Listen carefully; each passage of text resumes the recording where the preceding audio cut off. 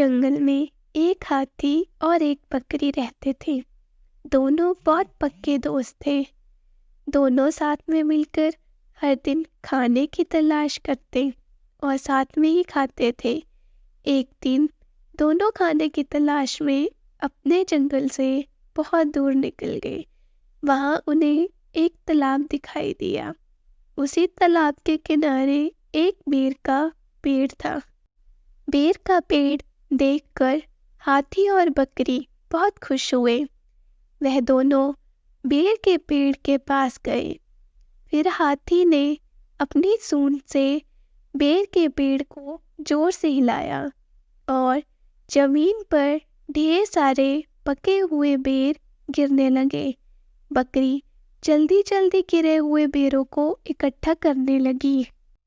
संयोगवश उसी बेर के पेड़ पर एक चिड़िया का घोंसला भी था, जिसमें चिड़िया का एक बच्चा सो रहा था और चिड़िया दाने की खोज में कहीं गई हुई थी। बेर का पेड़ जोर से हिलाने के कारण चिड़िया का बच्चा घोंसले से बाहर तालाब में गिर गया और डूबने लगा।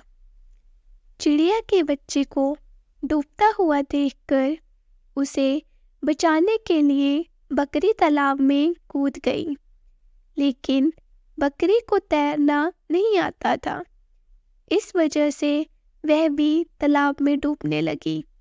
बकरी को डूबता हुआ देखकर हाथी भी तालाब में कूद गया।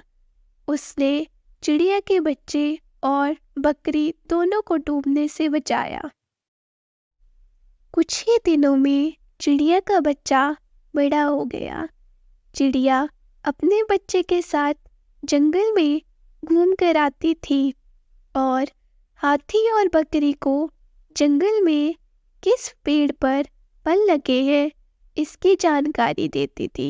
इस तरह हाथी, बकरी और चिड़िया मजे में रहते और खाते पीते थे। कहानी से सीख, हमें किसी का बुरा नहीं करना चाहिए।